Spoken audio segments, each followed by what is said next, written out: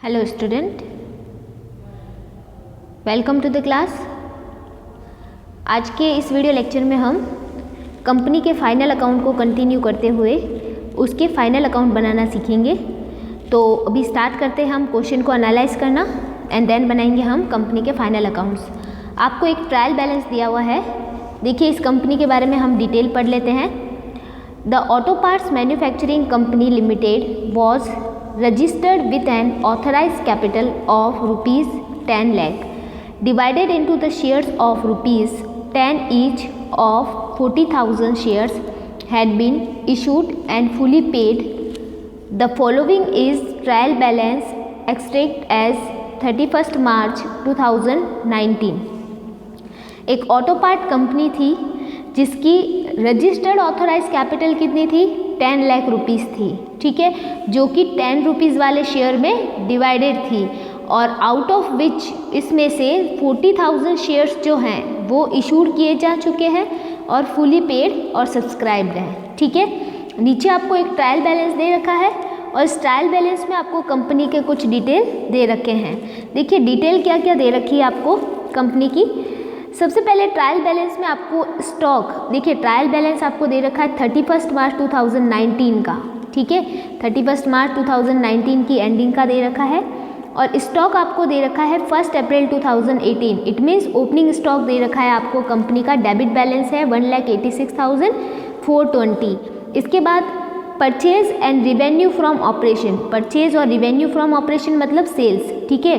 Purchase और sales के balance दे रखे हैं आपको 7,18,210 और सेल्स का बैलेंस दे रखा है 11,69,900, ठीक है। फिर आपको रिटर्न्स दे रखी है। रिटर्न्स मतलब सेल्स रिटर्न और परचेज रिटर्न दोनों के बैलेंस है डेबिट और क्रेडिट। आपको पता करना है कि इसमें सेल्स रिटर्न कौन सी है और परचेज रिटर्न कौन सी है। तो देखिए ये पता करने का तरीका है कि सेल्स का बैलेंस होता है क्रेडिट, ठीक है, और अगर रिटर्न का डेबिट है तो डेबिट बैलेंस वाली जो रिटर्न होगी वो किसकी होगी? सेल्स की होगी। और परचेज का जो जनरल नेचर है वो क्या रहता है? डेबिट बैलेंस रहता है। तो परचेज की रिटर्न होगी तो उसका क्या बैलेंस रहेगा? क्रेडिट बैलेंस रहेगा, ठीक है। तो सेल्स वाला जनरल बैलेंस रहता है क्रेडिट, तो डेबिट वाला बैलेंस उसकी रिटर्न का, और परचेज वाला जनरल बैलेंस रहता है डेबिट और उसकी रिटर्न का रहेगा क्रेडिट, ठीक है। फिर चलते हैं आगे। मैन्युफैक्चरिंग वेजेस दे रखी है आपको 1,09,740। फिर आपको दे रखा है सन्ड्री मैन्युफैक्चरिंग एक्सपेंसेस 19,240। फिर आपको दे रखा है कैरेज इनवर्ड दे रखा है 4,910। फिर आपको 18% बैंक लोन दे रखा है सिक्योर्ड, जिसका क्रेडिट बैलेंस है, ठीक है। तो अब आपको ना साथ के साथ ये भी एनालाइज करते जाना है कि कौन सी चीज़ P&L में जाएगी और कौन सी बैलेंस शीट में। तो देखिए ये स्टॉक P&L में जाएगा, परचेज और सेल्स P&L में, रिटर्न्स भी P&L में, मैन्युफैक्चरिंग वेजेस भी P&L में जाएगी। इसकी आउटस्टैंडिंग वगैरह कोई होगी तो बैलेंस शीट में जाएगी। और मैन्युफैक्चरिंग एक्सपेंसेस भी किस में जाएंगे? P&L में। कैरेज इनवर्ड भी P&L में। बैंक लोन है, क्रेडिट बैलेंस किस में जाएगा? बैलेंस शीट के लायबिलिटी साइड में। इंटरेस्ट ऑन बैंक लोन ये किस में जाएगा? P&L में जाएगा। अमाउंट कितनी है इसकी? 4,500। फिर है ऑफिस सैलरी है 7,870, ये जाएगी किस में? P&L में। ऑडिटर फीस भी P&L में जाएगी, अमाउंट है 8,600। फिर डायरेक्टर रेम्यूनरेशन ये भी P&L में जाएगा 26,250। फिर है शेयर इशू एक्सपेंसेस है 6,000, ये भी P&L के अंदर जाएंगे। इसके बाद में है फ्री होल्ड प्राइमेसेस है आपके 1,64,210, ये बैलेंस शीट में जाएगा। प्लांट एंड मशीनरी भी बैलेंस शीट में जाएगी 1,28,400। फर्नीचर ये भी बैलेंस शीट में जाएगा 5,000 का। आगे देखिए क्या क्या डिटेल दे रखी हैं। और आगे देखिए हमें डिटेल दे रखी है लूज टूल्स, ये भी बैलेंस शीट में जाएंगे। डेबिट बैलेंस है इनका भी। डेटर एंड क्रेडिटर्स के बैलेंस आपको दे रखे हैं, तो डेटर का कौन सा रहेगा? डेबिट बैलेंस, और क्रेडिटर का क्रेडिट बैलेंस। फिर है कैश इन हैंड, फिर कैश एट बैंक, दोनों के बैलेंस दे रखे हैं आपको। फिर एडवांस पेमेंट ऑफ टैक्स, इसका भी बैलेंस दे रखा है 84,290, ये किस में जाएगा? ये बैलेंस शीट में जाएगा, ठीक है। इसके बारे में ट्रीटमेंट मैंने आपको प्रीवियस वीडियो लेक्चर में बताया था। फिर सरप्लस है एज ऑन 1 अप्रैल 2018, सरप्लस मतलब P&L का पिछले साल का बैलेंस, तो ये P&L में भी जाएगा और ये P&L में ऐड हो जाएगा। फिर चलते हैं आगे, final dividend paid for the year 2017-18, 2017-18 के लिए क्या पेड किया गया, डिविडेंड पेड किया गया है 40,000, वो इस साल के P&L में जाएगा। फिर corporate dividend distribution tax, dividend distribution tax paid किया गया है 8,224। फिर देखते हैं आगे, शेयर कैपिटल है 40,000 इक्विटी शेयर्स ऑफ ₹10 ईच, ये इशूड कैपिटल है आपकी, ये दे रखी है आपको। फिर देखिए अदर इन्फॉर्मेशन क्या क्या दे रखी है, You are required to prepare statement of profit and loss for the year ended 31st March 2018 and a balance sheet as at that after taking into the consideration the following adjustment। आपको ये following adjustment भी उसके अंदर करनी है। Point number first, on the 31st March 2019 outstanding manufacturing wages and outstanding office salary stood at 1890 and 1200 respectively. इसका मतलब आपको आउटस्टैंडिंग मैन्युफैक्चरिंग वेजेस दे रखी है और आउटस्टैंडिंग ऑफिस सैलरी भी दे रखी है। On the same date the stock was valued 1,24,840 and loose tool at the 10,000, और 31 मार्च 2019 को ही स्टॉक का बैलेंस कितना था 1,24,840 और लूज टूल का 10,000। ठीक है, इसके बाद में आगे देखिए, provide interest on bank loan for the 6 month. ठीक है, इंटरेस्ट जो बैंक लोन का इंटरेस्ट है उसके ऊपर 6 मंथ का आपको इंटरेस्ट अभी पेड करना बाकी है।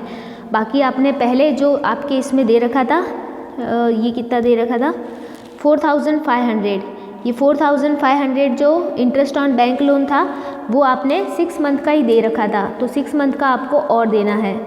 फिर चलते हैं आगे नेक्स्ट इंफॉर्मेशन की तरफ। Depreciation on plant and machinery is provided at the 15% well the office furniture to be depreciated by 10%। ठीक है, प्लांट और मशीनरी के ऊपर डेप्रिसिएशन 15% और फर्नीचर के ऊपर 10%। Right of the 1/3 of the balance of share issue expenses, आपको share issue expenses का 1/3 क्या करना है, राइट ऑफ करना है।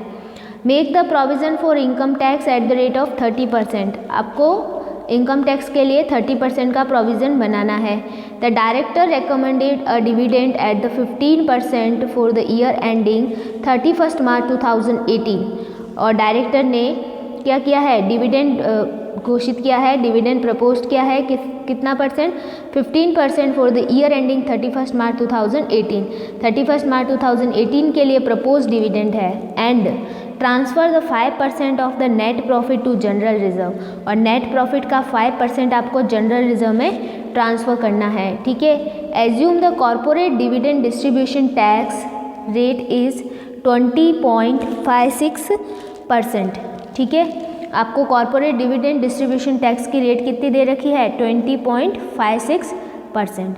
तो ये एडिशनल इन्फॉर्मेशंस है जिसमें से कुछ चीज़ें हमको जैसे outstanding manufacturing wages, office salary, इन सबको ध्यान में रखना है। क्लोजिंग स्टॉक और क्लोजिंग लूज टूल्स, ठीक है, क्लोजिंग लूज टूल्स और वो ओपनिंग लूज टूल्स। तो ये देखिए ओपनिंग बैलेंस है लूज टूल्स का, तो इनसे हम क्या करेंगे, डेप्रिसिएशन कैलकुलेट कर लेंगे। ठीक है, लूज टूल्स का। फिर ये आउटस्टैंडिंग बैंक लोन है, नहीं sorry outstanding interest on bank loan है, और ये डेप्रिसिएशन के बारे में बता रखा आपको प्लांट मशीनरी का, और ये कितना share issue expenses right of करना है, इनकम टैक्स का प्रोविज़न कितना बनाना है, आपने डिविडेंड कितना प्रपोज किया है। देखिए प्रपोज डिविडेंड का हमें इस ईयर में कुछ भी नहीं करना है, वो नेक्स्ट ईयर में करेंगे, क्योंकि प्रपोज किया है सिर्फ डिविडेंड को, अभी पेड नहीं किया है। जबकि ये जो पेड किया है ना, इसका आपको इस साल क्या करना है, एडजस्टमेंट करना है। ठीक है, फिर चलते हैं, फिर जनरल रिजर्व भी बनाना है आपको। तो ये सारी डिटेल आपको दे दी है। अभी हम बनाते हैं क्या, सबसे पहले स्टेटमेंट ऑफ P&L। तो उसका फॉर्मेट आपको बनाना है स्टेटमेंट ऑफ P&L, जैसा मैंने आपको बताया था according to the schedule 3 of the companies act 2013। ठीक है, तो उसके हिसाब से अभी हम बनाएंगे उसका फॉर्मेट। तो आप फॉर्मेट बनाओगे कुछ इस टाइप का, ऊपर आपको हेडिंग देनी है statement of profit and loss for the year ending 31 मार्च 2019। यहाँ पे पर्टिकुलर्स और यहाँ पे अमाउंट वाला कॉलम। ठीक है, अभी हम स्टार्ट करते हैं एक एक अपनी टर्म लिखना। देखिए सबसे फर्स्ट हमको क्या लिखना है, फर्स्ट लिखना है revenue from operation. Revenue from operation मतलब सेल्स। तो रिवेन्यू फ्रॉम ऑपरेशन आपको क्वेश्चन में दे रखी है, क्रेडिट बैलेंस दे रखा है जिसका आपको 11,69,900 11,69,900 लेस करना है इसमें से आपको क्या, रिटर्न। ठीक है, तो लेस करते हैं हम रिटर्न, सेल्स रिटर्न। तो देखिए रिटर्न कितना है इसका, रिटर्न है इसका 12,680 12,680। रिटर्न लेस करने के बाद फाइनल अमाउंट को आउटर में ले जाना है 11,57,220। ठीक है, फिर चलते हैं हम आगे next other income. Second,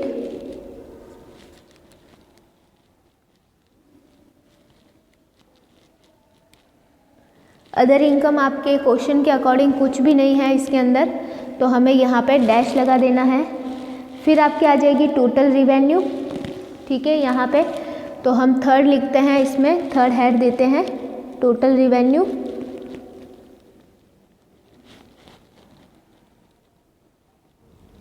total revenue आ जाएगा फर्स्ट प्लस सेकेंड से, तो यही टोटल आ जाएगी 11,57,220। ठीक है, इसको आप बंद कर दीजिए। फिर आपको चलना है आगे। अब लेते हैं फोर्थ नंबर। फोर्थ नंबर पे लेंगे हम एक्सपेंसेस। एक्सपेंसेस में सबसे पहले हम क्या लेंगे, purchase of stock in trade. तो परचेज ले लेंगे हम इधर, purchase of stock in trade, और वो हमें दे रखा है कितना, 7,18,210। लेस करेंगे इसमें से रिटर्न। रिटर्न है इसकी 9,850। रिटर्न माइनस करके इस आउटर में लेके आएंगे 7,08,360 अमाउंट आएगी इसकी। फिर चलते हैं हम आगे। नेक्स्ट लेंगे हम change in inventory. Change in inventories. Change in inventory में आप क्या करोगे, ओपनिंग स्टॉक, ओपनिंग स्टॉक लिखेंगे, उसमें से क्लोजिंग स्टॉक माइनस करेंगे। ओपनिंग इन्वेंट्री दे रखी है आपको 1,86,420 में से हम लेस करेंगे क्लोजिंग स्टॉक। क्लोजिंग स्टॉक आपको अदर इंफॉर्मेशन में दे रखा है कितना, 1,24,840 माइनस करके आउटर में लेके आ जाएंगे हम, तो अमाउंट आएगा 61,580 61,580। फिर चलते हैं नेक्स्ट। नेक्स्ट हम लेंगे एम्प्लॉयज़। अपन पूरा कंपनी एक्ट के शेड्यूल के हिसाब से जो स्टेटमेंट दे रखा है उसके हिसाब से ही बनाएंगे हम, बिल्कुल वही हेड्स हमें रखने हैं। अब है नेक्स्ट। नेक्स्ट हम क्या लिखते हैं, एम्प्लॉयज़ बेनिफिट एक्सपेंसेस। आपको बिल्कुल वो फॉर्मेट फॉलो करना है जो मैंने बताया था आपको कंपनी एक्ट के अकॉर्डिंग। एम्प्लॉय बेनिफिट एक्सपेंसेस में सबसे पहले हम लिख देंगे मैन्युफैक्चरिंग वेजेस। मैन्युफैक्चरिंग वेजेस आपको दे रखी है क्वेश्चन में, वो दे रखी है 1,09,740 1,09,740 आपको ऐड करना है इसके अंदर। आउटस्टैंडिंग वेजेस, आउटस्टैंडिंग वेजेस आपको अदर इंफॉर्मेशन में दे रखी है, कितनी है वो 1890। तो आपकी जो भी आएगी फाइनल अमाउंट वो हम यहाँ लिख देंगे 1,11,630। आप चाहो तो इसे पूरा डायरेक्ट बाहर भी लिख सकते हो 1,11,630, ठीक है। और चाहो तो अंदर भी लिख सकते हो, दोनों एम्प्लॉय बेनिफिट 2-3 जो भी एक्सपेंसेस रहेंगे उनको जोड़ के बाहर ले जाओ, या फिर डायरेक्ट बाहर भी लिख सकते हो, ठीक है। तो मैंने डायरेक्ट बाहर लिख दिया है, आप चाहो तो अंदर भी लिख सकते हो। फिर देखिए नेक्स्ट है ऑफिस सैलरीज। ऑफिस सैलरीज वो आपको दे रखी है ट्रायल बैलेंस में 17,870। उसमें आपको ऐड करना है आउटस्टैंडिंग सैलरीज, वो आपको एडिशनल इंफॉर्मेशन में दे रखी है, कितनी है वो 1200 है। उसको ऐड करके जो भी आएगा वो फाइनल बाहर लिखना है आपको, वो आएगा 19,070, ठीक है। फिर चलते हैं हम नेक्स्ट आगे की तरफ। नेक्स्ट देखिए हमारे पास क्या है, नेक्स्ट हमारे पास अब हम जो हेड के अकॉर्डिंग चलते हैं तो हमारे पास मैनेजरियल रेम्यूनरेशन आ जाएगा। तो मैनेजरियल रेम्यूनरेशन में हम लिखते हैं मैनेजरियल रेम्यूनरेशन, इसमें हमें दे रखा है एक डायरेक्टर फीस, डायरेक्टर रेम्यूनरेशन, तो वो हम लिख देते हैं डायरेक्टर्स रेम्यूनरेशन। डायरेक्टर रेम्यूनरेशन आपको क्वेश्चन में दे रखा है 26,250। इससे रिलेटेड कोई एडजस्टमेंट नहीं है। फिर हम ले लेते हैं payment to auditors, audit fees ले लेते हैं हम। ऑडिट फीस आप चाहो तो यहाँ पे भी ले सकते हो, चाहो तो अदर एक्सपेंसेस में भी ले सकते हो, हम इसको अदर एक्सपेंसेस में ले लेंगे, ठीक है। फिर चलते हैं नेक्स्ट आगे। नेक्स्ट अब हेडिंग के हिसाब से आती है फाइनेंस कॉस्ट।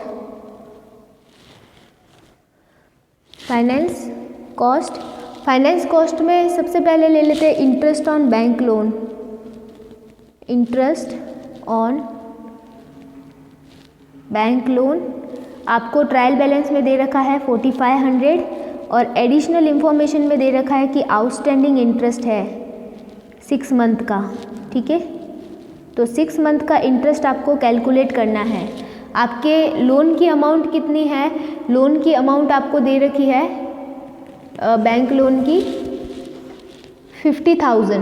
तो 50,000 का 18% करेंगे तो आएगा कितना 9,000 में से 4500 हमने पेमेंट कर दिए हैं, तो 4500 6 मंथ के जो है वो क्या है आउटस्टैंडिंग है, ठीक है। तो वो ऐड कर देंगे तो यहाँ पे आ जाएगा टोटल कितना 9,000। फिर चलते हैं नेक्स्ट आगे। फाइनेंस कॉस्ट के बाद में अब हम ले लेते हैं डेप्रिसिएशन।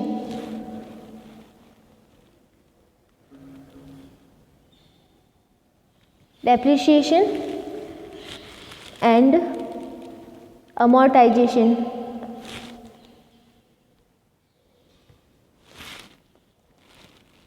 डेप्रिसिएशन एंड अमोर्टाइजेशन में हम लेते हैं depreciation on plant and machinery. पहले लेंगे हम dep on plant and machinery. अब देखिए प्लांट एंड मशीनरी के लिए हमें कितने परसेंट कहा हुआ है क्वेश्चन में, प्लांट मशीनरी पर 15%, और प्लांट मशीनरी की क्वेश्चन में अमाउंट है 1,28,400। तो 1,28,400 का आप क्या करोगे 15%, तो 15% आप करोगे तो आपके पास अमाउंट आएगी 19,260। 19,260। अब चलते हैं नेक्स्ट दे रखी है हमें रेट फर्नीचर के ऊपर, तो यहाँ पे लिखते हैं dep on furniture.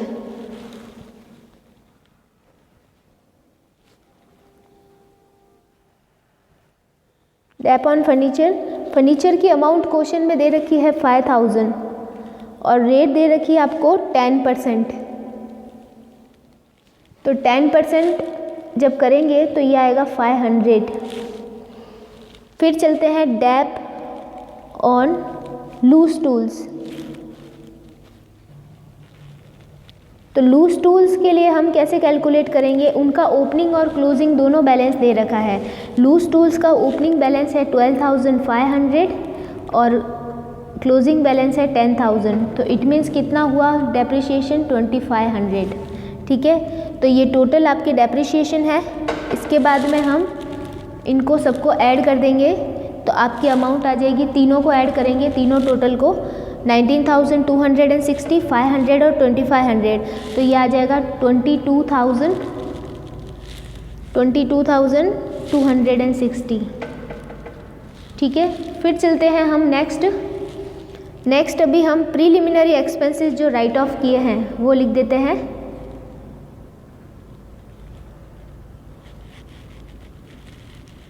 Preliminary expenses right of के लिए हमें एडिशनल इंफॉर्मेशन में कहा गया है कि कितने राइट ऑफ करने हैं। Preliminary expenses total write off ही है शायद। देखिए प्रीलिमिनरी एक्सपेंसेस में हमारे पास है share issue expenses. Share issue expenses के नाम से दे रखे हैं ये शेयर इशू एक्सपेंसेस, और उसके लिए एडिशनल इंफॉर्मेशन में कहा गया है कि उसका 1/3 पार्ट क्या करना है, राइट ऑफ करना है। तो टोटल शेयर इशू एक्सपेंसेस है 6,000, जिसका 1/3 हम क्या करेंगे, राइट ऑफ करेंगे 2,000। तो ये लिख देंगे हम 2,000। फिर चलते हैं next other expenses. Next head आता है अदर एक्सपेंसेस। तो अदर एक्सपेंसेस में हमारे पास सिर्फ अदर एक्सपेंसेस लास्ट हेड है हमारा, इसमें है हमारे पास कैरेज इनवर्ड। कैरेज इनवर्ड आपको दे रखा है 4,000, बाहर ही लिख देते हैं 4,910। फिर और भी दे रखा है आपको इसमें नेक्स्ट सन्ड्री मैन्युफैक्चरिंग एक्सपेंसेस, ये भी अदर एक्सपेंसेस में जाएंगे। ये है 19,240। और हम लिखते हैं एक ऑडिट फीस, हमने जो छोड़ा था ऑडिट फीस। ऑडिट फीस है 8,600 ऑडिट फीस। ठीक है, तो ये सारे एक्सपेंसेस हमने लिख दिए हैं। अब देखिए हमें इसके अलावा बाकी और कोई एक्सपेंसेस दिख नहीं रहा है। एक बार आपको चेक कर लेना अपना पूरा क्वेश्चन कि हमने सारी चीज़ों को एडजस्ट कर लिया है क्या।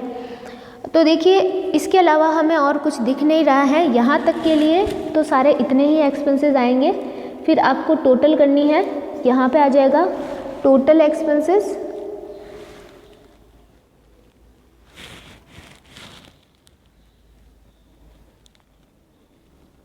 इन सारे एक्सपेंसेस की आपको टोटल करनी है। यहाँ से आप स्टार्ट करोगे टोटल करना, ऊपर वाली टोटल को ऐड नहीं करना है, टोटल रिवेन्यू को ऐड मत करना। यहाँ से आपको टोटल करनी है, इन सब की टोटल आपको लेनी है और यहाँ तक टोटल लेनी है। ठीक है, तो टोटल करेंगे हम इसकी, तो टोटल हमारे पास आ जाएगी सारे एक्सपेंसेस की 9,92,900 ये टोटल एक्सपेंसेस है हमारे। फिर हमें करना है इस क्वेश्चन को आगे अभी कंटिन्यू। और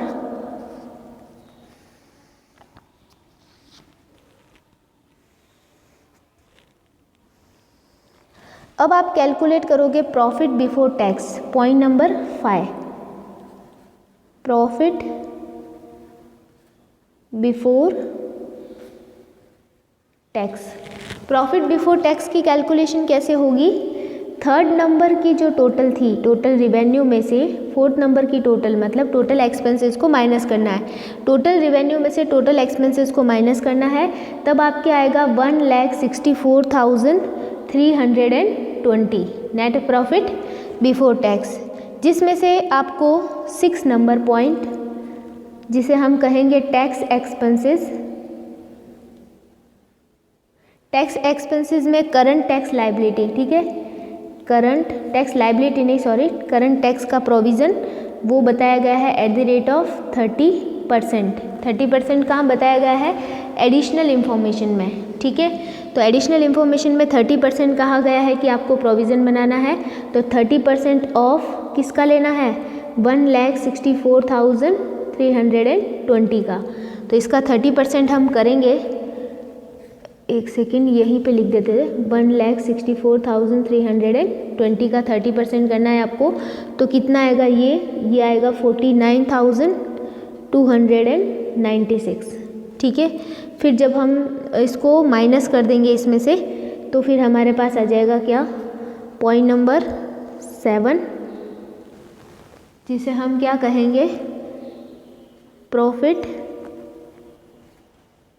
आफ्टर टैक्स, ठीक है, इसे हम प्रॉफिट आफ्टर टैक्स कहेंगे। और ये कितना आएगा हमारे पास? 1,15,024, ठीक है।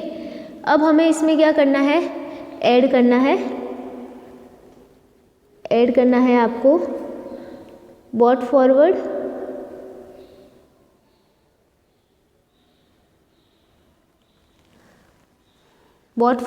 प्रॉफिट। बॉट फॉरवर्ड प्रॉफिट देखिए कितना है। देखिए बॉट फॉरवर्ड प्रॉफिट जो है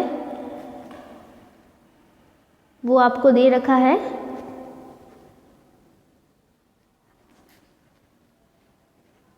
86,864, ठीक है।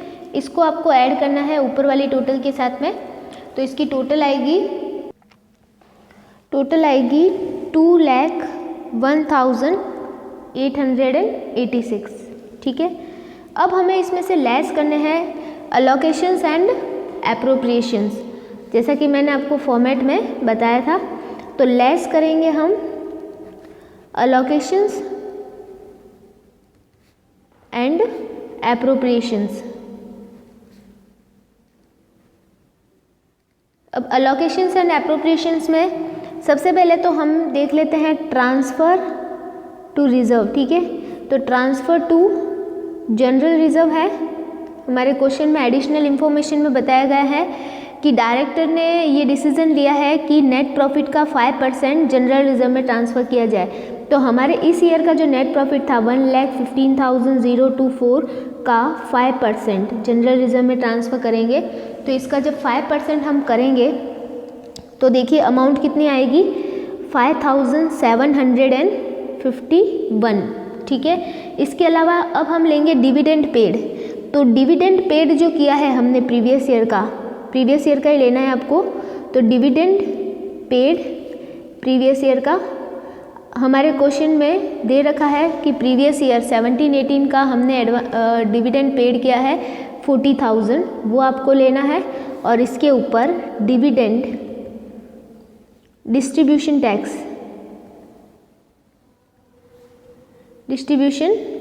डिविडेंड डिस्ट्रीब्यूशन टैक्स जो दे रखा है 8,224, वो भी आपको लेना है, ठीक है। तो डिविडेंड और उसका टैक्स और जनरल रिजर्व में ट्रांसफ़र किया। प्रपोज डिविडेंड इधर नहीं लिखना है, प्रपोज डिविडेंड का पेमेंट नेक्स्ट ईयर में करेंगे, ठीक है। तो पिछले साल का जो डिविडेंड पेड किया है वो आपको लेना है। फिर इनकी टोटल करनी है आपको। टोटल करोगे तो टोटल आएगी इसकी 53,975। फिर आप इसको ऊपर वाली टोटल में से लेस करोगे, ये 86 है, सॉरी 88 है। तो इसे ऊपर वाले टोटल में से आप क्या करोगे, वो मैंने उस समय गलत लिख दिया था, ये 888 थे, देखिए 4 and 4 8, ठीक है। तो अब इसमें से क्या करेंगे, लेस करेंगे हम ये वाली आइटम्स। तो हमारे पास में जो आएगा फाइनली 1,47,930, 1,47,930, जिसे हम क्या कहेंगे, profit carried to the balance sheet. इसके कहेंगे हम balance of profit carried to balance sheet, ठीक है। ये जो बैलेंस रहेगा प्रॉफिट का वो हम बैलेंस शीट के अंदर ट्रांसफ़र करेंगे। ठीक है, तो ये था हमारा statement of P and L. अब हम बनाएंगे इसकी बैलेंस शीट। बैलेंस शीट के लिए आप फॉर्मेट बनाओगे कुछ इस टाइप का, ऊपर हेडिंग दोगे बैलेंस शीट एज एट 31 मार्च 2019। आप चाहे तो कंपनी का नाम भी लिख सकते हैं, balance sheet of auto parts manufacturing company limited, और एज एट 31 मार्च 2019। तो अभी हम स्टार्ट करते हैं बैलेंस शीट का एक एक हेड लिखना। सबसे फर्स्ट जो हेड है बैलेंस शीट का वो आता है equity and liabilities.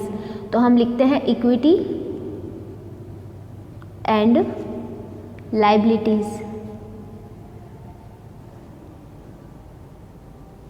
Equity and liability के अंदर जो फर्स्ट रहेगा वो रहेगा share holder fund.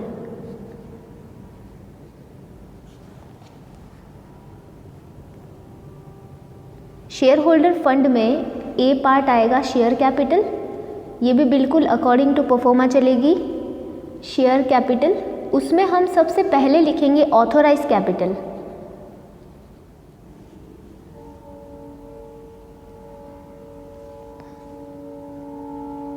Authorised capital, authorised capital जो है कंपनी की वो रजिस्टर्ड कैपिटल है 10 लाख, जो कि 10 रुपीज़ वाले इक्विटी शेयर्स में डिवाइड है।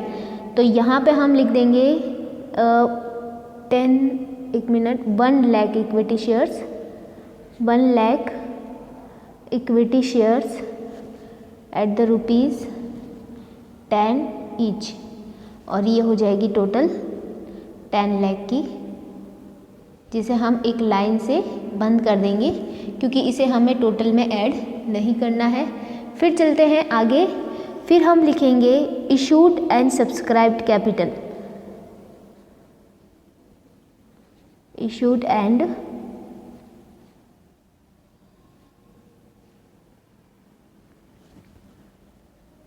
एंड सब्सक्राइब्ड कैपिटल में हमने कितनी इशू कर रखी है, कंपनी ने 40,000 इक्विटी शेयर इशू कर रखे हैं एट द रुपीज़ 10 ईच, तो ये आ जाएगी 4 लाख।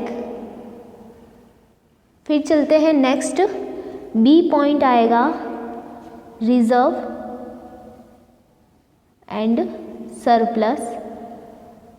रिजर्व एंड सरप्लस में हमें लिखना है सबसे पहले तो जनरल रिज़र्व, जो भी हमने बनाया था जनरल रिज़र्व, जो कि हमने बनाया था 5,751 की अमाउंट। ठीक है, फिर हम चलते हैं next, statement of P and L.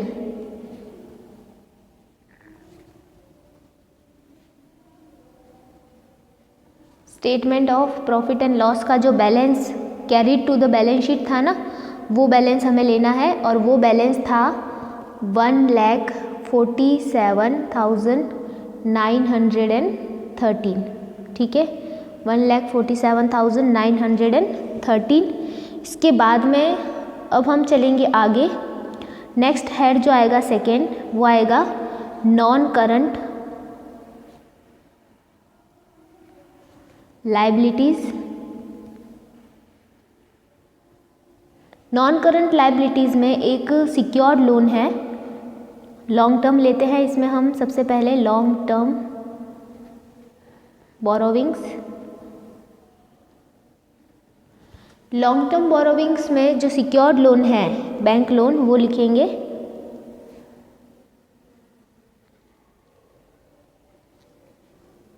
18% bank loan.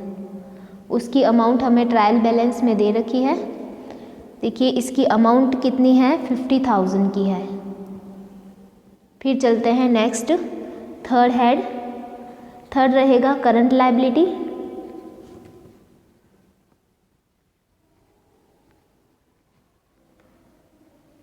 Current liabilities में हमें अब एक एक करके लिखना है। सबसे पहले तो ट्रेड पेबल, उसमें हम लिख देंगे क्रेडिटर्स। क्रेडिटर्स का बैलेंस आपको दे रखा है 62,220 ट्रायल बैलेंस के अंदर। बी लिख देते हैं other current liabilities. Other current liabilities उसके अंदर हम लिखेंगे एक एक करके जो आउटस्टैंडिंग एक्सपेंसेस है वो आउटस्टैंडिंग मैन्युफैक्चरिंग एक्सपेंसेस वो थे हमारे पास में 1890। फिर थी outstanding office salary, outstanding office salary थी हमारे पास 1200। फिर चलते हैं नेक्स्ट, फिर एक outstanding interest on bank loan था, interest on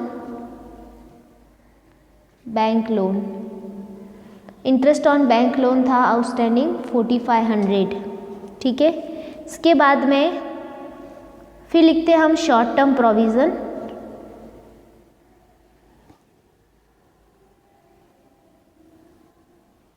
short term provision में हमें सबसे पहले तो प्रोविज़न फॉर टैक्सेशन जो हमने बनाया है वो लिख देते हैं, provision for taxation. Provision for taxation हमने क्रिएट किया था 49,000, बाहर आउटर में लिखते हैं 49,296। इसके बाद में हमने प्रपोज डिविडेंड और डिविडेंड डिस्ट्रीब्यूशन टैक्स लिखने हैं। सॉरी, हमें यहाँ पे प्रपोज डिविडेंड नहीं लिखना है क्योंकि according to the new rule of companies act 2013 propose dividend is contingent liability, तो उसे हमें बैलेंस शीट के अंदर नहीं लिखना है। अकाउंटिंग स्टैंडर्ड 3 में चेंजेस के बाद में प्रपोज डिविडेंड को कंटिंजेंट लायबिलिटी माना जाने लगा है, तो अब हम इसे बैलेंस शीट में नहीं लिखेंगे। तो हमारी बैलेंस शीट की जो टोटल है वो बस यहीं तक रहेगी, इतनी ही हमें सारी टर्म्स लिखनी है इसके अंदर। तो अब हम इसकी क्या करेंगे, टोटल करेंगे। तो इसकी जो टोटल आएगी हमारे पास वो आएगी 7,22,770। ये इसकी लायबिलिटी साइड की टोटल है। अब हम इसी तरह प्रिपेयर करेंगे असेट साइड, जो कि इसका सेकेंड साइड है। असेट साइड आपको लिखना है। फिर उसके अंदर आपको सबसे पहले फर्स्ट जो लिखना है वो लिखना है non current assets, non current assets. अब नॉन करंट असेट्स में देखिए आपको सबसे पहले लिखना है fix assets, fix assets.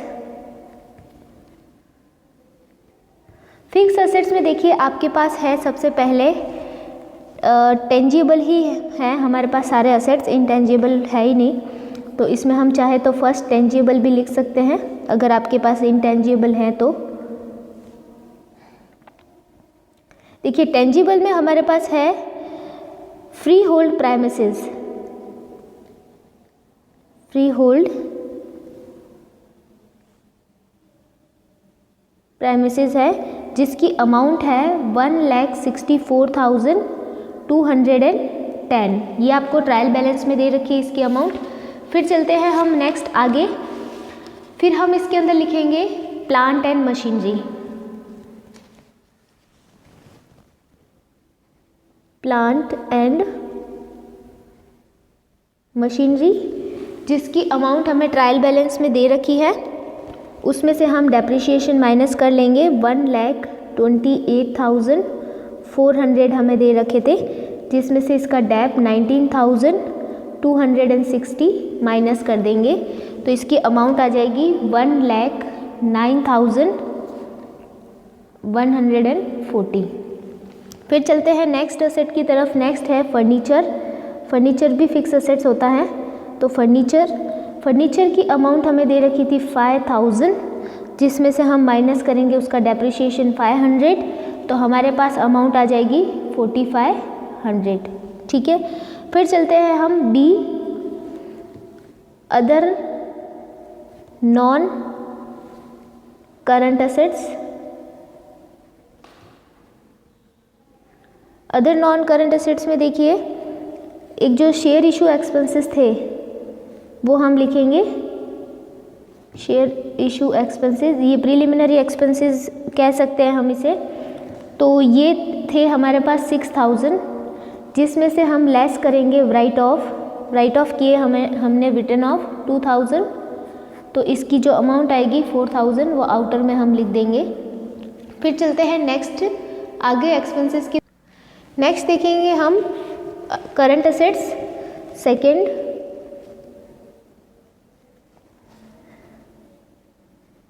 Current assets में सबसे पहले हम लिखेंगे इन्वेंट्री। इन्वेंट्री में आपको क्लोजिंग बैलेंस लेना है इन्वेंट्री का। इन्वेंट्री का क्लोजिंग बैलेंस आ जाएगा 1,24,840। फिर एक लूज टूल्स थे, वो भी हमें यहाँ पे लेना है।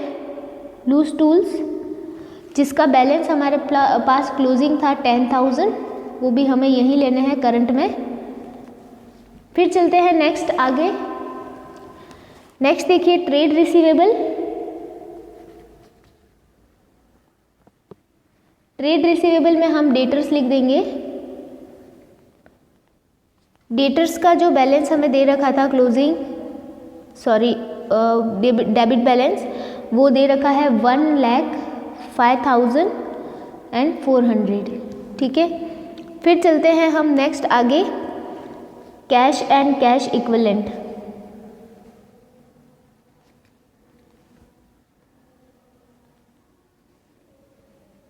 कैश एंड कैश इक्विवेलेंट्स का जो बैलेंस है उसमें आपको कैश इन हैंड भी दे रखा है, cash in hand and cash at bank, दोनों ही बैलेंस हमें लिखना है।